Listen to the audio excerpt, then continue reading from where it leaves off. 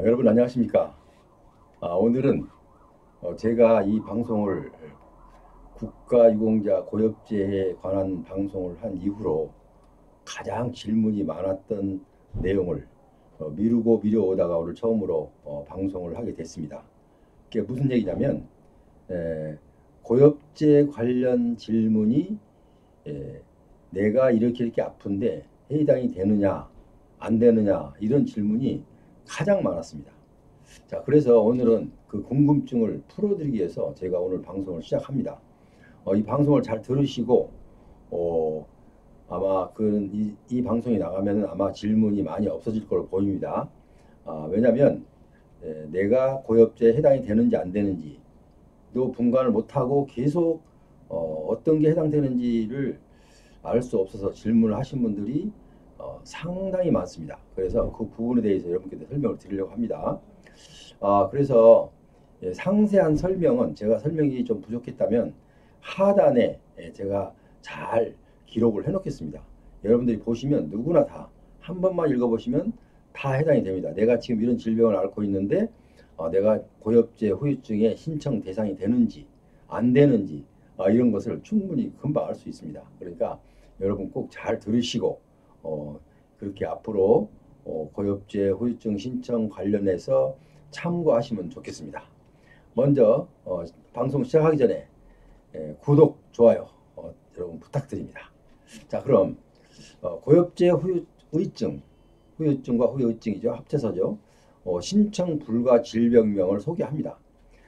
왜냐하면 이러이런 질병은 신청이 불가능합니다. 이렇게 지금 왜 이런 설명을 하게 됐냐면요. 어르신들이 예를 들어서 이제 월남 참전 용사인데 지금 연세가 좀 있으시죠. 이제 그런 어르신들이 월남전을 마치고 나와서 30년, 40년이 넘었는데 이제 그때까지는 아무렇지도 않았어요. 뭐 귀나 눈 이런 게 아무렇지도 않았는데 지금 그 세상을 살아오다 보니까 이제 어떤 그 환경이라 아니면 또 자기 체질에 따라서 귀가 잘 안 들릴 수도 있고 눈이 나쁠 수도 있어요. 자, 그런데 이것도 월남 참전 용사니까 고엽제에 해당이 되지 않느냐라고 질문하신 분들이 되게 많습니다. 자, 그런데 이런 분들은 먼저 결론부터 말씀드리면 해당이 안 됩니다. 자, 무슨 얘기냐면 고엽제 후유증이라는 문자 그대로 고엽제 후유증에 해당이 되어야 신청을 할 수가 있는 것입니다. 예를 들면 아까 어르신 하나 질문을 하신 것처럼 내가 귀가 잘 안 들립니다. 자, 그러면 귀가 안 들리면은 월남 참전 용사 때 귀가 안 들린 것을 만약에 신청 자격이 생기려면 월남 참전 용사로 갔었을 때 월남전에서 예를 들어서 내가 포병이었는데 워낙 많이 포를 쏘다 보니까 귀가 먹먹해서 지금 그 영향 때문에 귀가 잘 들리지 않습니다. 라는 것이야 되고, 두 번째 병원 진료 기록이 있어야 됩니다. 내가 이러이러한 그 귀가 잘 안 들려서 이러이러한 점으로 어느 병원에 입원해 있다라는 기록, 병상 일지가 있어야 됩니다. 그래야만이 신청이 가능하죠. 그러니까 예를 들었어요. 자, 그러니까 고엽제로 인한 그 질병이 아니면, 그러니까 고엽제 후유증이나 후유의증이나 두 가지죠. 그러니까 후유증은 고엽제로 인한 질병이 확실한 거고, 후유의증은 고엽제 후유증으로 추정이 의심이 된다 해서 고엽제 후유의증입니다. 자, 그래서 고엽제 후유증이나 후유의증 중에서 내가 신청이 불가한 병명은 뭔가, 이것을 제가 설명을 드리고 여러분들은 한 번에 다 외울 수가 없으니까 하단에 제가 하단 참조 이렇게 해놨죠. 이렇게 그러면 여러분이 그 내용을 쭉 보시면 길지도 않아요. 읽어보시면 압니다. 자, 그래서 고엽제 비해당 질병명과 신청 불가능한 질병명을 지금부터 설명해 드립니다. 잘 들으시고 여러분들 그 고엽제 후유증 참고 신청하시는데 많은 도움이 되시기를 간절히 바라는 마음입니다. 자, 고엽제 비해당 질병과 신청 불가능한 질병명은요. 처음에 악성종양. 악성종양은 고엽제 후유증에 해당이 되지 않습니다. 두피종계, 지방종, 혈관종, 강난종, 그다음에 림프관종, 연성섬유종, 또 그리고 용종 이런 것이 악성 종양은 신청 불가능한, 그러니까 고엽제 후유증에 해당되지 않는 질병입니다. 자, 두 번째, 심장질환. 심장질환에는 물론 심장질환에 해당되는 것은 협심증이나 심근경색하고 관상동맥 이렇게 세 가지가 포함이 되고요. 나머지 부정맥, 심방세동, 그다음에 심방실차단, 우각차단, 뭐 예를 들어서 수축 동기능 부전 증후군, 수축 동기능 부전 증후군 이런 것들이 있는데요. 심장질환에는. 그러니까 심장질환에는 부정맥을 비롯해서 여러 가지 질병이 있죠. 그런데 여기서도 심장질환이 해당이 되지 않습니다. 단 심장 안 되지만 이 중에서 세 가지가 되는데요. 여러분들이 가장 많이 사용하고 있는 허혈성 심장질환에 해당되는 질병, 협심증과 심근경색, 그리고 관상동맥 이렇게 세 가지는 고엽제 후유증으로 신청이 가능한 질병입니다. 그러니까 신청 불가는 아니고 같은 심장 질환이라도 협심증과 심근경색증과 관상동맥은 일단은 고엽제 후유증으로 신청이 가능하다. 그러나 그 외에는 안 됩니다. 그 세 가지 질병 외에는 부정맥, 심방세동, 심방떨림, 심방실차단, 우각차단 이렇게 등등 쭉 다른 용어로 나온 심장 질환은 신청할 수가 없습니다. 자, 그다음에 정신질환도 우울증이나 불면증 이런 것들은 일단은 신청이 되지 않습니다. 고엽제 후유증에 해당이 되지 않는다 이런 말씀입니다. 자, 그다음에 네 번째, 간염, 염증, 알레르기성 질환도 해당이 되지 않습니다.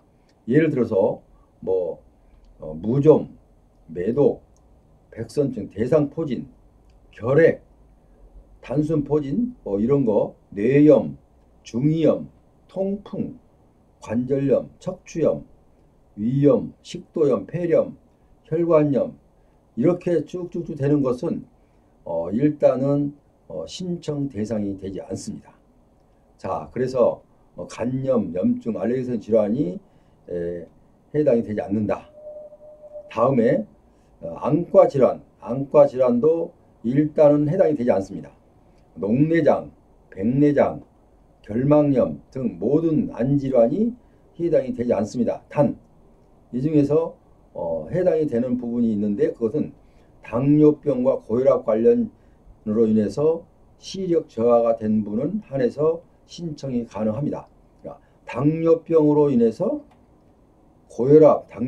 고혈압으로 인해서 시력이 저하 왔다는 의사의 진단서가 첨부가 되면, 진단이 확인이 되면 신청이 가능합니다. 그러니까 당뇨병이 원인이 된 안과 질환이 됩니다. 그리고 고혈압 관련된 원인이 된 그때만이 안과 질환은 신청할 수가 있고 해당이 되고요. 녹내장, 백내장, 결막염 등 모든 안과 질환은 신청할 수가 없대. 단지 당뇨병으로 인한 안과 질환, 고혈압 관련으로 인해서 시력 저하는 신청할 수가 있다. 이렇게 두 가지 예외를 들었습니다. 자, 기타 질환에는 B형, C형, 간염, 빈혈, 담석, 결석, 탈장, 갑상선 전기능 항진증, 참 이름도 복잡하죠. 구안마사, 안면신경마비, 벨마비, 3차 신경통, 외상, 이렇게 뇌출혈, 특히 뇌출혈도 해당이 되지 않습니다. 그 다음에 경동맥경화증, 목동맥이라고 하죠. 난청, 그러니까 신경성 난청, 이명, 전정신경, 말초신경 어지러움증, 추간판 탈출증, 하지정맥류, 골절, 성기능 장애, 전립선 비대증. 자, 여기서 사람들이 오해를 많이 하는 것이요. 자, 기타 질환에 전립선 비대증을 수술을 했다. 해당이 안 됩니다. 자, 그리고 그 다음에 추간판 탈출증. 그러면 우리가 여기서 오해를 하기가 쉬운 게 추간판 탈출증은 현재 우리나라에서 그러니까 고엽제와 관련이 없는 그러니까 군 생활을 하면서 일단은 그 질환이 생겼어. 그러니까 군 생활을 하면서 질환이 생겼을 때는 추간판 탈출증, 예를 들어서 뭐 훈련을 받다 떨어졌다 이런 경우는 됩니다. 그러나 고엽제에 해당되지 않고 국내에서 훈련을 받다가 상해를 입은 경우 이런 경우는 추간판 탈출증은 일단 고엽제 후유증이 아니고 일반 상위 등급으로 신청할 수가 있습니다.